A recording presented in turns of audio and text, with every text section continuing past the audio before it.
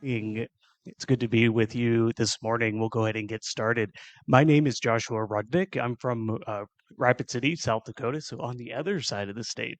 I'd like to welcome you on behalf of South Dakota Humanities Council, which produces the annual Festival of Books. We hope that you'll enjoy the festival and you'll provide feedback about this year's event. The link to our online survey is available at sdbookfestival.com, and the QR code can be found in your information on our information tables. You can help keep the festival free by making a tax-deductible donation to the South Dakota Humanities Council. To donate, visit sdhumanities.org or use the slips available at the SDHC information booth at the Oscar Larson Performing Arts Center. With your gift, you can enter our drawing for a print of our festival guide cover image by Brookings artist Chuck Bennis. Donate $50 for your first entry and $10 for each entry after that. This festival would not be possible without the generous support of the numerous organizations and individuals who have already donated and are acknowledged in the back of your festival cover. And so to this morning's, I'm sorry, I'm flipping through our binder here. This morning's session is called Writing the Environment in Fiction and Nonfiction with Taylor Bro, Brorby, sorry, excuse me, Taylor Brorby and Don Carr. I'll read their bios and then I'll go ahead and take it away. Um, Brorby is the author of Boys and Oil, Growing Up Gay in a Fractured Land, Crude Poems, and Coming Alive, Action and Civil Disobedience, and the co-editor of Fracture, Essay, Poems, and Stories on Fracking in America. His work has appeared in the New York Times, the Huffington Post, Lit Hub, Orion Magazine, and numerous anthologies. A contributing editor to the North American Review and a member of the editorial boards of Hub City Press and Terrain.org. Brorby it teaches nonfiction writing at the University of Alabama. So welcome. And Don Carr investigates and writes about America's worst polluters from the gas fields of North Dakota to the dead zone in the Gulf of Mexico. His work has been featured in Politico, Sierra Magazine, and Huffington Post, and he has appeared on Fox News, CBS Evening News, and NPR. Carr worked as a senior communications and policy advisor for the Environmental Working Group and as senior communications manager at the Environmental Defense Fund. A Midnight Rambler is his first novel. So join me in welcoming them here this morning.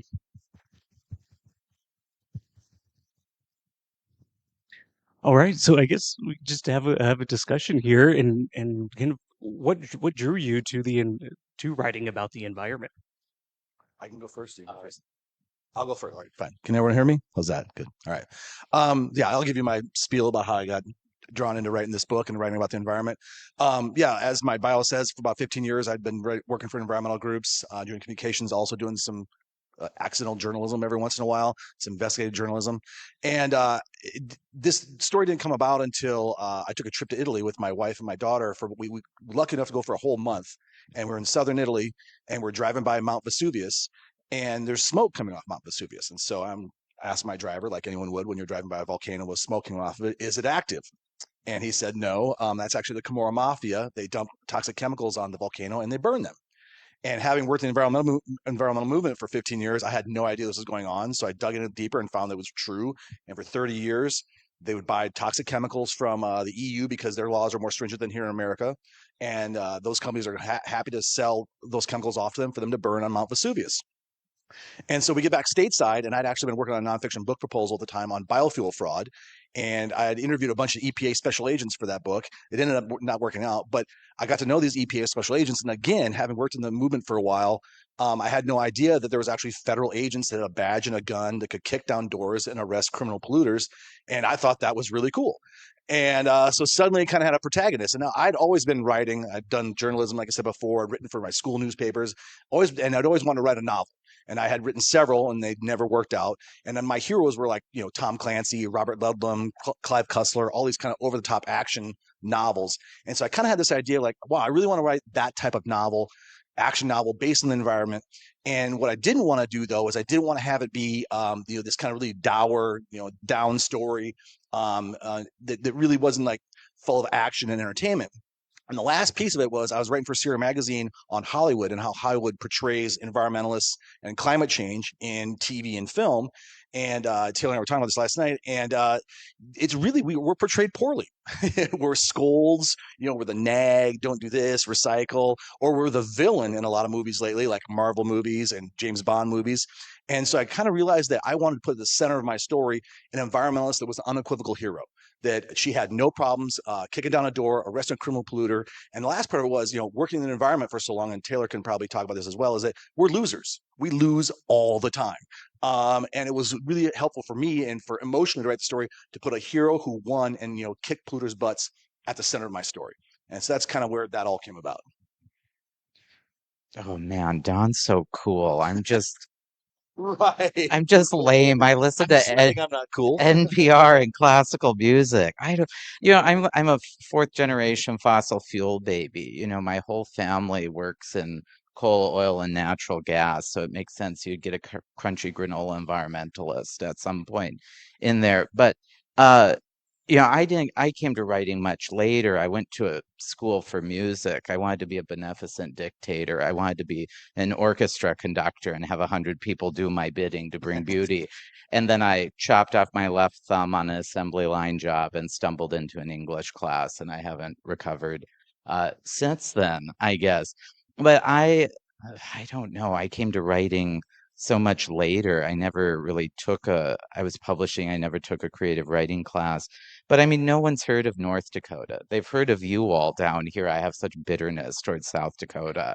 I always, even friends for 20 years, they're like, oh, Taylor's from Rapid City or South, yeah, Rapid City, and oh God. So I grew up nowhere, but the nice thing about growing up in nowhere is there's a big empty bookshelf that needs to be filled.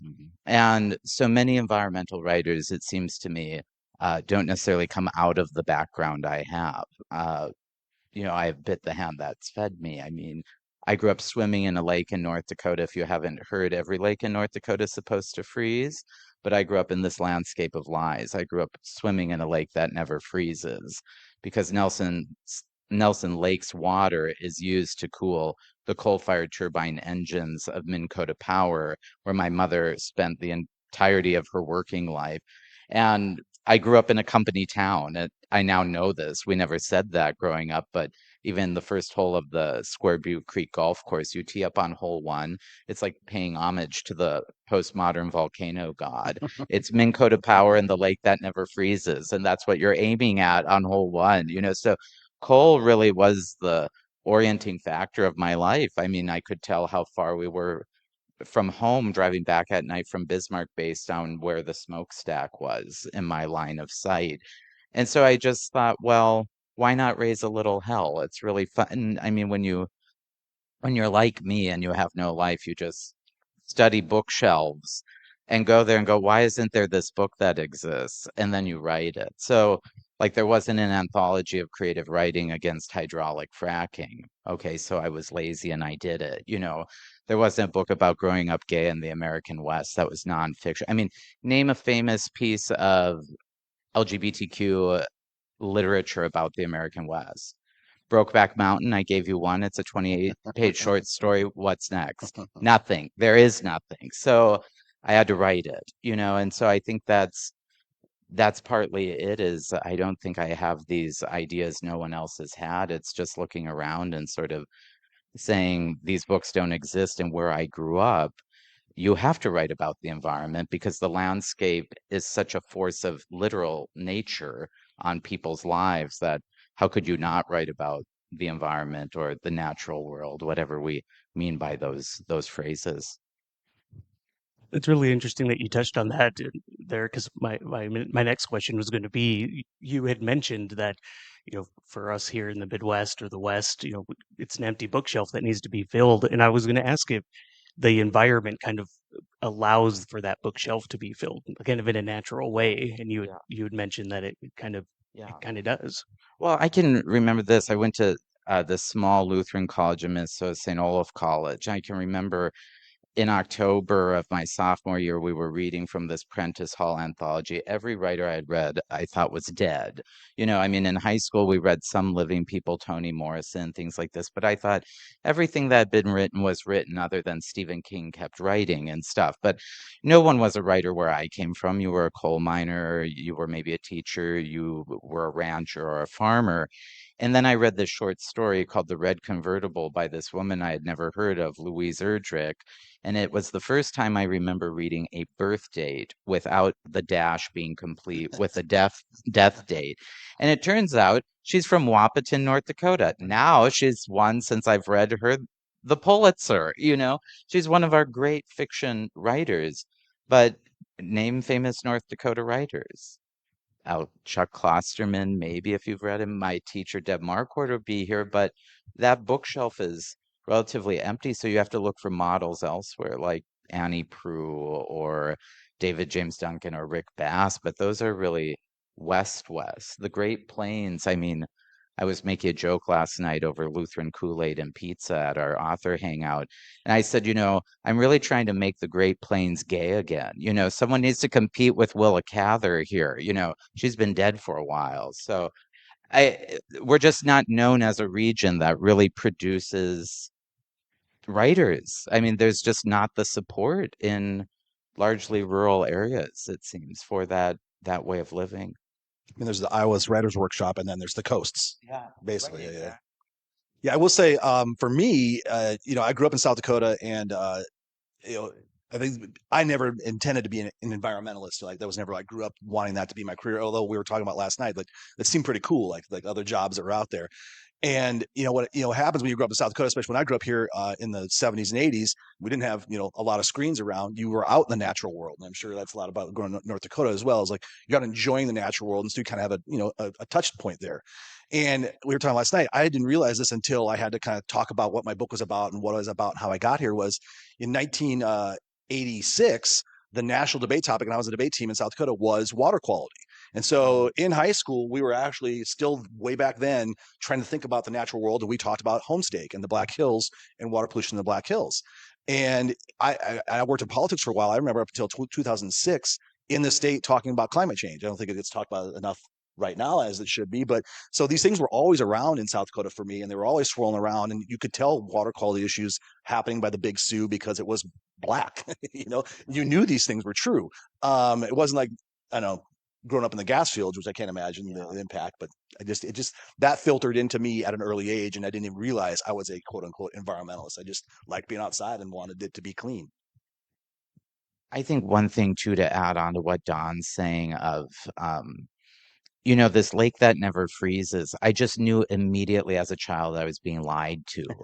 Like that, then I started questioning everything else. If every lake in North Dakota is supposed to freeze, but the one where I can go fishing and not ice fishing in January, like I kid you not, you and I could sit in Nelson Lake in January with stocking hats on and you would be warm. It's bathtub warm. So I would go fishing, casting lures in January, catching crappie and bluegill and things like this. But I think to your question, Joshua, it really, when you're a child and you instantly know, it's like what Mary Carr, one of our great memoirists, she grew up in a family of drunks and is one and is in recovery. She calls herself a drunk. And so she said, well, the drunk's first lie is, I'm not drunk. And so my first lie is like every lake in North Dakota freezes. Well, since that's not true, what else is not true? How else am I being lied to? And if you're a stubborn lapsed Lutheran like I am, you like holding people to account. So getting your words in print is a good way of correcting people, I guess. So, a few things there I'd like to touch on. So, uh, really, one environmental, like I guess, book that I've encountered recently or within the last 5 years, 5, 6 years, is Kirsten Iverson's Full Body Burden, and she writes about the Rocky Flats down in Colorado, right? And she mentions that too, like she feels like she was kind of lied to her entire life, swimming in a lake that has nuclear waste in it, right? So, and when I read that book, it almost seemed like the environment became a character in itself, right? It's not something that other characters play within or you write within. It becomes something of its own, right? It kind of takes a life of its own. Yeah, I mean, yeah, I'm not as good a writer as Taylor. I mean, he's weaving all this stuff all together. So I had to be very like, well, just, direct. Like, these are bad people, put them in jail, right? That was where I had to go with my thing. And you talk about being lied to, and the things that we try and uncover when we're talking about this stuff. The story I told you last night about like the Big Sioux River. I used to be a camp counselor on the Big Sioux River at this camp called Leif Erikson Day Camp, and we traipse the kids through the water because it's really shallow and it's moving pretty slow, and so it'd be a fun thing. You go back and forth, and we would dodge clumps of whatever that came through and wouldn't even think much of it. And then the next day, two kids wouldn't show up to camp, and we would be like, "Well, they have creek flu." That's what we called it, and we just shrugged it off, And then today, you'd like freaking out, like, what are the lawsuits? Why am I on TV? These things would cascade that way. So I think the environment as a character works all the time. But at the same time, I think you have to be careful because, in our day jobs, a lot of times we're doing very overt communications about the environment, and we glaze over. Like, I see a new thing come across, this thing is going to hurt you this way. I go to sleep. And so I think it's up to us to figure out ways to activate people in a way that doesn't feel like it's overt. I think on that too, on it being so one of the phrases we all use about this part of the world that just sends me through the roof, of course, is flyover country. And when I've been tootling around the country doing my dog and pony show, I love competition and destroying people with facts and information. People love, like, there are these ridiculous people, you've heard of them. They climb mountains on the weekend. They're like, oh, I climbed a 14,000-foot peak. We're obsessed with height. I'm a tiny Viking. Who cares about tall people and stuff? So I normally go, have you walked 1,000 miles across my prairie? Silence, and part of it here too. I mean, this is true. We're not here.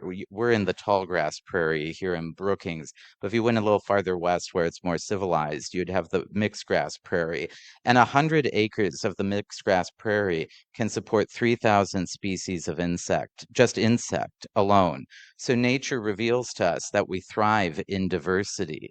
But where I live, again, the only way to earn your living was through coal mining. Well, when coal goes away, you're SOL. North Dakota is fenced in by violence. You've got the sugar beet mafia in the east. You've got the strip miners in the south. You've got the frackers and chiefs in the west. And then the northern tier of the state is riddled with Minutemen missile silos. So it is a very violent state. And now we're into book banning. So we've destroyed the landscape. Now we're going to destroy the landscape of your mind in my home state.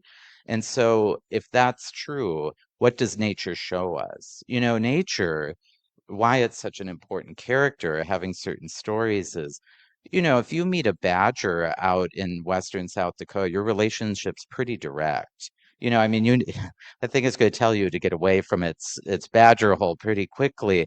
And I think there are just ways of being reminded in modern America that part of the human story is engagement with those landscapes rather than the landscapes of our. I mean, we all do this. It's like, again, the postmodern fire. We're addicted to stories.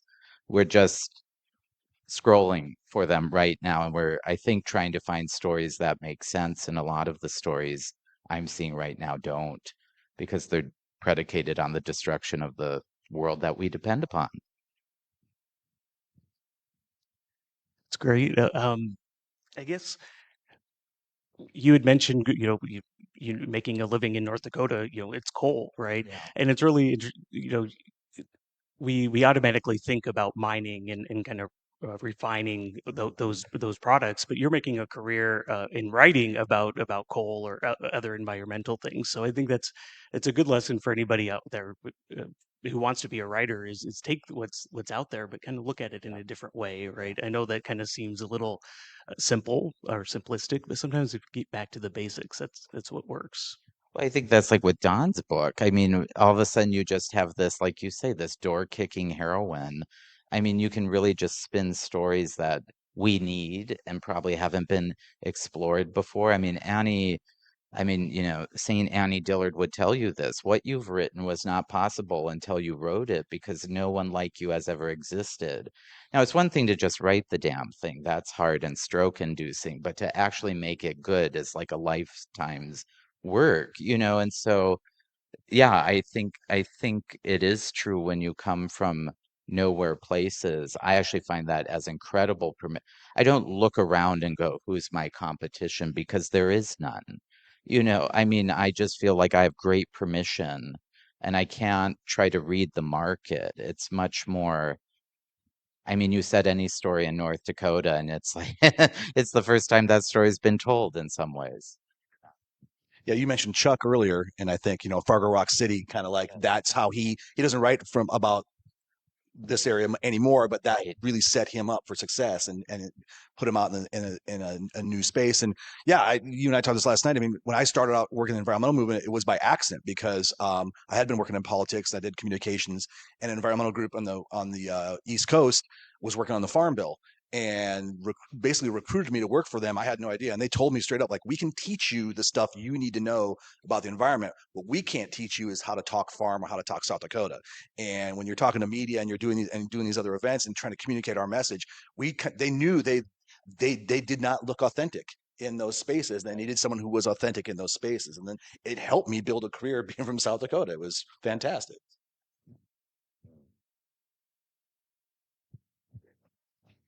All right. Well, um, I can ask all these questions, but are there any questions from the audience? We can entertain those or interject those in between here, Fire away, please. and I can come around with the microphone. So,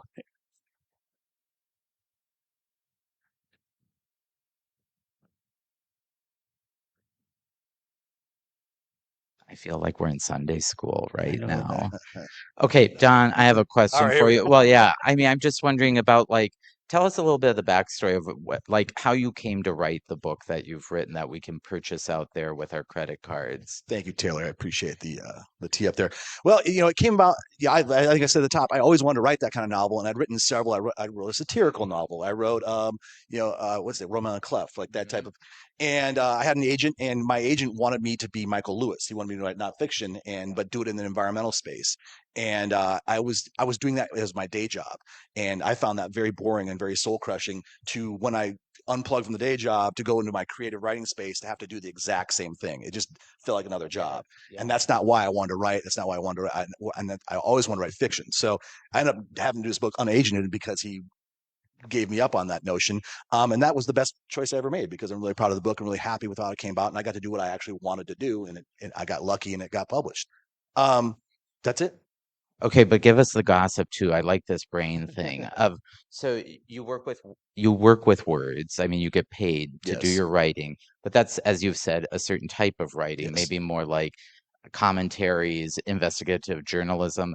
But do you think as you were working your novel, did you find a place where you were like, this is the fiction part of my brain? That's not exhausted when I sit down in the evening? Because sometimes, how do you manage a full life of writing like that? Because it seems like a switch or they're so related, but it seems like you're able to do that in the evenings to work on fiction. This is true, and I would think it would be difficult, and I don't know why it's a little easier for me. I would say two reasons. One, I got a great team; they're here in the audience, and so they make sure that happens for me every day, and they give me the space to do that. And I think the other thing is reading helps me. I read fiction at night. When before I go to bed, I actually have a novel that I'm reading, and that puts me in the headspace to get into that type of writing. Do you ever do kind of commentary or opinion writing aside from like when you do a New York Times published op-ed writer here, but Oh, are you more creative writing all the time? no, I love opinion pieces. I still think the last bastion of civilized discourse is letters to the editor. And I love when I'm fired up, I just send them around the state papers. I'm just like, well, if the Fargo Forum won't take it, the Grand Forks Herald will, or whatever, things like this. And I love getting in debates with, Kathy Jacobs or whoever, and then it wraps your fish the next day, It things like does. that. But I think it's part of, I mean, so what I would say about the type of writing, even in nonfiction, I try to do is I'm really obsessed with trying to make art. And as Aunt Toni Morrison would tell us, all art is political, yes, but I'm not trying to do propaganda. Yeah. Taylor Brorby, more in letters to the editor or opinion pieces, is trying to be more overtly persuasive. I mean, I think Boys in Oil is trying to be persuasive in like, don't harm my prairie or like gay people or queer people. Uh, but it's trying to tell a story first rather than the idea. So for me, commentaries are much more like, I think this is my truth. Let me tell you why, and be kind of, you know, I went to seminary. I'm a failed seminarian, so I still have this preacher inside of me, and I'm like, I'm going to sermonize to you. So yeah, I love those spaces. I think it's just different tonal registers for me. Yeah, I remember doing journalism in high school, and my journalism teacher saying to me, like, "You're a yellow journalist." That's when I first heard the term yellow journalist. And I'm like, well, what does that mean? That seems derogatory. Later on, I took that as like, that's awesome, because that means I wanted to put my opinion and what I felt in the actual. Objectivity is boring to me. Yeah. The same way, like, I mean, I need news. We need the AP to give us the actual straight skinny, but I actually like, doing a good opinion piece. And then when you're paid to do it, and you're paid to get in a fight with somebody in public, that's kind of fun. I mean, there's not any better jobs than that sometimes. But What was it like, Don, since your lead character is a woman? Oh, was it like you're clearly not a woman? I don't think so. What was that? a little early in the morning. Yeah, I know. Right. But I mean, I just wonder, like, why did that character come to you? Did you feel like I need to write a female protagonist? Was it a you thing, or did this person come to you? How did that come about? If I'm being honest, and I need to be, I think it was a reaction of not wanting to write that male character. Yeah. It was like, how do I make this complex? But still, And men are not no, complex. no. It's like I called her Jane Reacher a lot of times in my head when I was like reading it. It's like that's who I wanted her to be, was this kind of monolith, but also I wanted to impart in her like a need to do certain things in the world to fix certain things she saw broken, which the women in my life are really good at. And so I think I brought that into it. And not only just like I talk about the women in my life who are my mother's here too, who I admire so much and all the work they've done. But I've worked for and with women in the environmental movement that have just kicked so much ass. I think I wanted that part of it too. It was scary. Yeah. It was like, oh my God, what am I doing here? But once I kind of threw those shackles off of like, I don't be scared about this. And I'm not talking about the politics of femininity either. Like I'm not have to, that's not where I'm going with this. So I didn't have to worry about those traps Yeah. and writing something inauthentic. I was just more writing an action hero. And that's, emotionless robot killing machines. What about you? I mean, your characters. Yeah, well, my characters are real characters and stuff. So it's also I don't, if you love someone, you don't, we teach these cliche things in creative writing, and sometimes they still hold true, show, don't tell. So I can't tell you to be mad. I can't tell you to love my grandpa, but I can tell you a story about my grandpa taking me Juneberry picking. That's what we call them. Other people call them service berries. And, dropping them in these Bridgman ice cream pail buckets, and he'd take me fishing. My sister swears this didn't happen, but that I was not there. But I'll tell you a story. You all need to meet Grandpa Hudson Bueller. He's dead, unfortunately, but he's very much alive in my mind. He sunk 3 pickups in the Missouri River. I mean, the man just forgot what the parking brake was, apparently. And I have this memory now. Tanya, thank God, she normally comes as my muscles on these trips too. She would say you weren't there, but I swear this is true. I remember being in my orange and yellow life jacket at the bank of the Missouri River, where I swear Sakakawea met Lewis and Clark. And I heard this large bang, and my grandpa was out in the middle of the river having launched his boat. And the truck just came rolling down and shoved into the water and started bobbing like a bobber. And my grandpa just zooms up, throws anchor. He's a World War II vet. He said, Taylor, he was in the Navy. Remove your hat and put your hand over your heart. I shit you not. He sang the Navy hymn as it was, Eternal Father, strong to save. And I just was 4. Be like, Grandpa, how are we going to get home? And he said, you're cute. Someone will pick us up, And so it's like, you know, that's how my character, I grew up with characters. Yes. I mean, this guy, he cut holes in the floorboards of his station wagon to make ice fishing easier, so he didn't have to get out of the car. I mean, how couldn't you write that person as a character? But Don knows this. I've got novels that are unpublished, but I think those characters, fiction is so much more fun than nonfiction. It is. My rule in nonfiction is you cannot lie. It doesn't really matter if you say I was wearing a green shirt instead of a blue shirt. Well, you can change that stuff, but the spirit of what I try to do is because it has to, I mean, to be honest, my book had to have a legal read. Like I could still be sued over what's in it, but now I would win in court. But like that was very wild to me because I thought there were going to be 50,000 things that needed to be changed. Only two things needed to be changed. Um, but in nonfiction, I think I'm really in service of trying to like my memoir, why it's important is because my life is not fiction. And insofar as I know, we have not had a memoir at a certain national level about being gay in the American West. So if you are gay in the American West and there's not a true story related to your life, how could you ever think that you could live there? I mean, I don't live there. I don't live in North Dakota. I mean, I dress very differently when I'm back home. I try to lower my voice, but then my sister goes, "You sound like a drag queen that smoked for 20 years." Hi, how's it going? It's very, oh gosh, it's hard. It's hard. But I think that's also part of it for me. Like the realm of fiction does incredible things nonfiction can't do. And yet there are things that when you reveal the true story in nonfiction, there are things we say this regularly. You couldn't make it up. You couldn't make it up. I have one quick point to that, and then I want to ask you a question. Yeah, and when in my book, I had to have a toxic chemical that melted people, and that doesn't exist. And so I made it up, and the What's editor's it like, called? Tardum. Oh, I like And that. it has a longer name in the book, like whatever, 9 different chemicals, tardum at the end, and they just call it tardum. But my editors were like, they're fact checking the book. They do that with novels, which is Yes. kind of wild. Yes. But I can't find this anymore. I'm like, I made it up. He's like, oh, okay. I'm like, no one else makes up stuff in fiction. Like, are you shocked? Are you surprised? But my question to you was, talking about the memoir and how you had to present yourself and how accurate it had to be. Did you feel like a lot of pressure, a mantle of truth? Like this is going out in the world, and I have to make sure that Oh, there's such an element of truth to it. Because there's yeah. memoirs out there that have come crashing down before. Right. Yes. No, I mean, yeah. So everything that's in the book happened.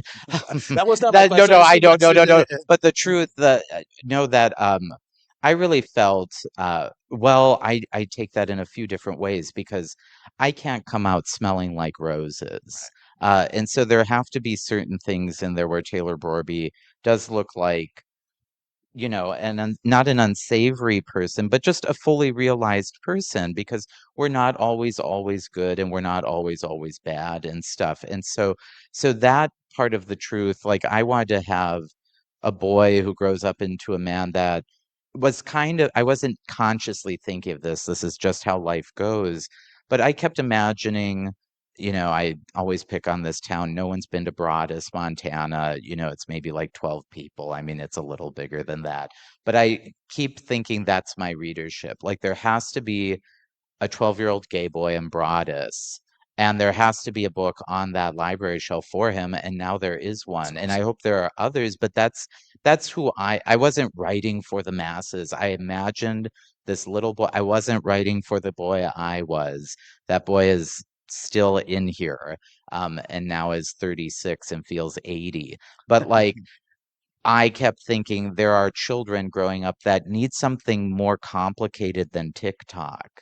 I mean, that is why books matter right There's my now. daughter. No, Look at but her. Yeah. but it's true. It's why books matter is like TikTok is it's like a smoke signal or it's a flash in the pan, a book reveals a world and a complicated narrative and you can get this fully realized story. So you might say, I don't want to live that life but you've got more information. That's why reading novels are so important. You get to see, oh, not every family is like mine. Yeah. And that gives you options then. So I thought when I was writing my book, there are a lot of lonely queer kids in the West, and they can read my book on their watches, they can read it on their phones, they can read the book, but they can get a book now. And that's who I was writing for, That's I amazing. guess. And so I thought getting at that spirit of truth of I was lonely in the human world.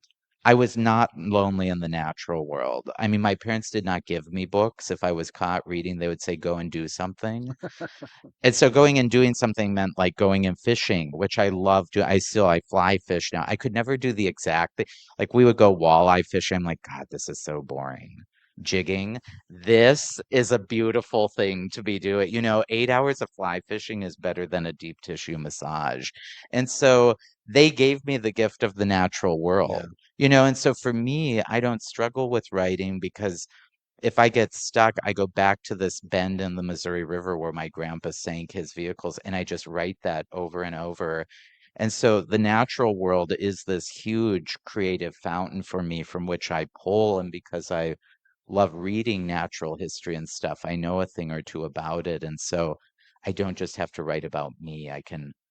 It's why fiction's so appealing. You can write about people who aren't you, going through things, but I love the wide world we live in and writing in that way too. I wanted to show that like gay people love nature as well. It's like, yeah, Who we're knew? exactly, we're not all theater goers all the time. Yeah. So anyway, Yeah, you bring up fiction. I mean, and I talked earlier about the chemical. Like the hard part for me was I had interviewed all these EPA special agents. I even got the chance to interview the guy who ran the entire CID, the Criminal Investigation Division, and who had been on a bunch of big cases, Deepwater Horizon, Volkswagen emission, all these great scandals. And I had, at the point I knew like when I'm writing this, I'm gonna use this in this novel. And so I'd ask him questions like, well, give me some cool tech. Like, what's a thing you use to like sniff something out? And like, we don't have that stuff. There's no James Bondy stuff whatsoever in their work whatsoever. So I had to create all that. I had to create like this Jeep they drive that has all these sensors on it and all these things. And so that to me was super fun because yeah, I went into it thinking they're going to give me the information, and I had to find it like kind of in myself how to tell the story. Right, I had to create it on my own, which is so fun. And when you're given license to do that, it feels almost illegal, but it's awesome. okay, give us the gossip in this way too. You kind of alluded to it. So, are there people that you've met in real life that now are like haunting you in ways that you're like, they might be coming into my fiction in the future? Maybe not them, but like a fragment of that, if that makes sense. Are there, Oh, it does. yeah, And the problem is those people, it's all score settling. And so I have to yeah, check myself when that character comes in, like, oh, I need someone who's bad or something bad happens to him. Oh, I remember this one guy who did this to me this one time. He's perfect. I'll put him in that position. yeah, And then that is inauthentic and that's not truth. That's actually not serving the character. It's not serving the story. It's not serving the reader at all. You're just selling the score. So I'm very cognizant of actually yeah, not doing that. I pull away from doing that. yeah, And then the other problem is, we all, I mean, I would rather read all the time, but I watch a lot of television and a lot of shows. yeah, You end up designing a character in your head and suddenly you realize, oh, it's like a chef on a cooking show that I saw. yeah, And like I just completely appropriated that and put it in.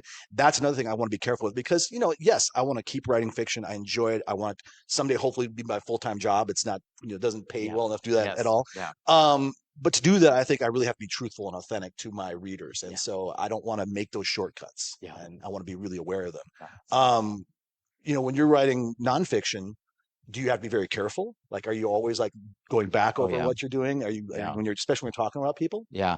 I mean, so it probably took me about a decade. I wasn't working on this book for a decade, but writing a scene. So I didn't come out. I was outed by my aunt on my oldest nephew's fifth birthday. And we are still in the I saw my parents for the first time in 7 years in April. We do not speak, we do not communicate. So there's that.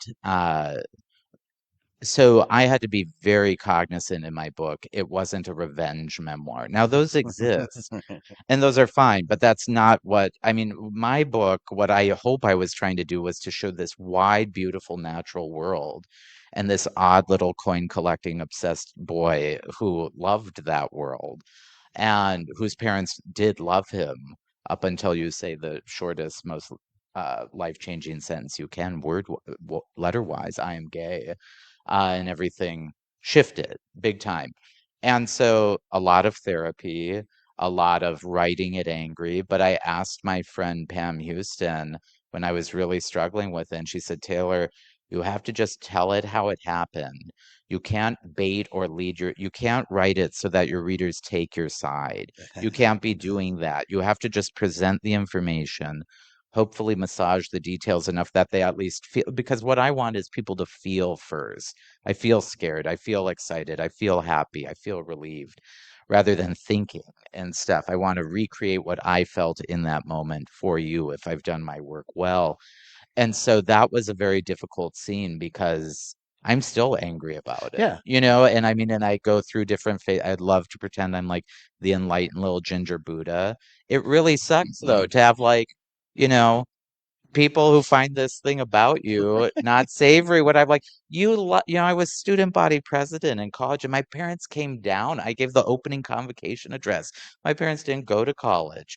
They didn't know what a convocation was. They drove 1,000 miles round trip to hear their baby boy because they knew showing up was important. How could you do that and then 8 months later flip the switch? That's an interesting story. Story-wise, it's interesting. What makes it, I see your faces, is it's my life, Yeah. but it's also saying that's what we know. Stories help.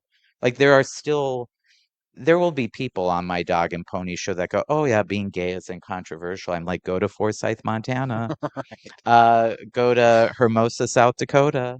I mean, are you telling me like I don't have to think how I sit when I'm in a bar and like where the exit is when I'm like in Wapaton, North Dakota? Get real, And so that's what literature does. It wakes people up, but you want to tell it true because our lives are stories. And I think that's what's so lovely about nonfiction. It feels relatable. It's because it's real. Yeah. Well, no, the idea that your memory changes over time, that's got to be, is that scary as a memoirist to know that you have to rely on your memory to tell your story, but that your memories might be different Yeah. than they actually happen? I'm not even going to be humble about this. I have a great memory.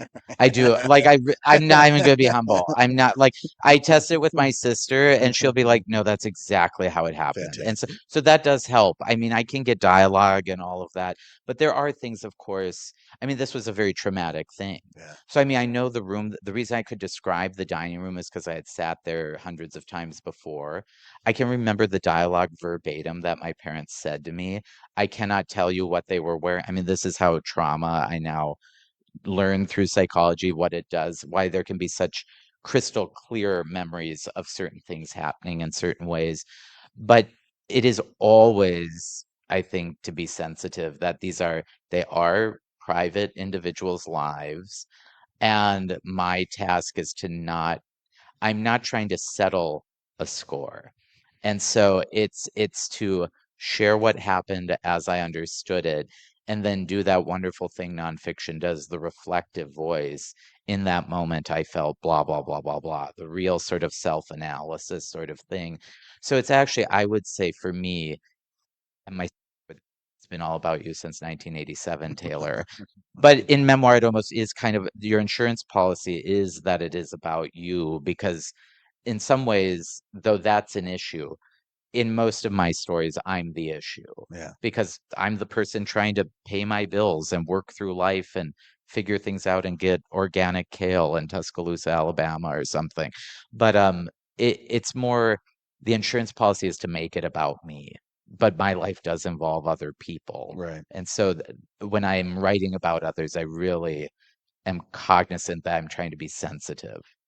Yeah. Awesome. Yeah. What can we help you all with? Not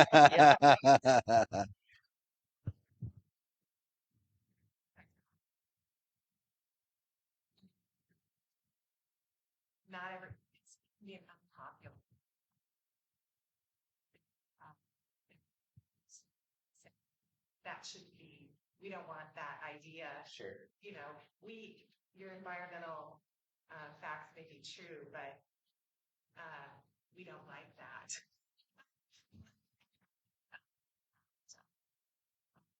The way it is. So just, I thought that would be something I'd be curious to hear your thoughts on. Well, South Dakota water quality issues, are directly related to agriculture. And we have a farm in our family, and farming's everywhere, and we have a huge problem we have to grapple with nationwide and in South Dakota with that, and that our neighbors are polluting our water systems, and that it's not regulated pretty much at all.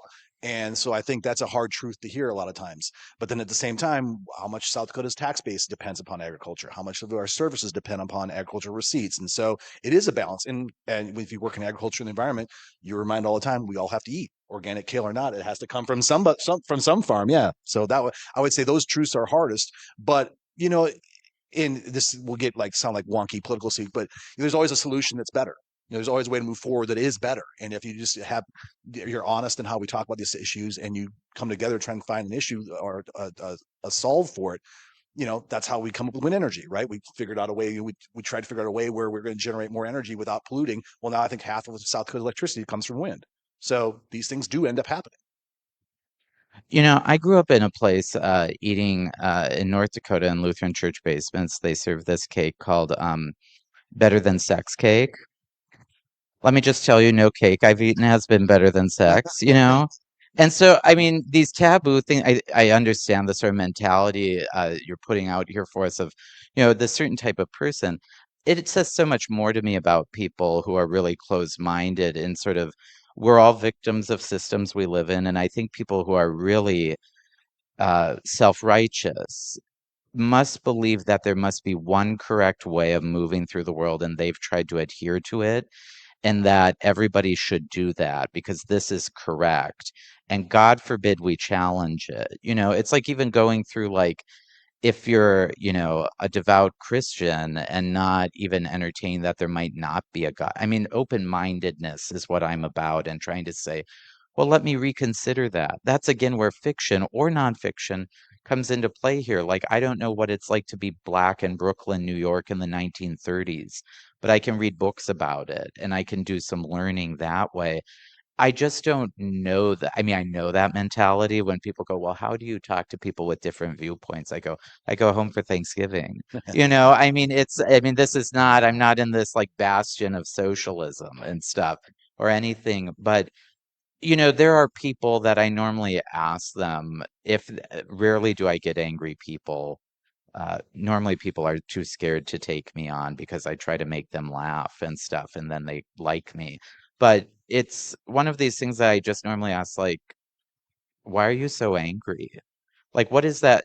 Like, this is your world. What is actually the risk? The risk is that you're actually harming people.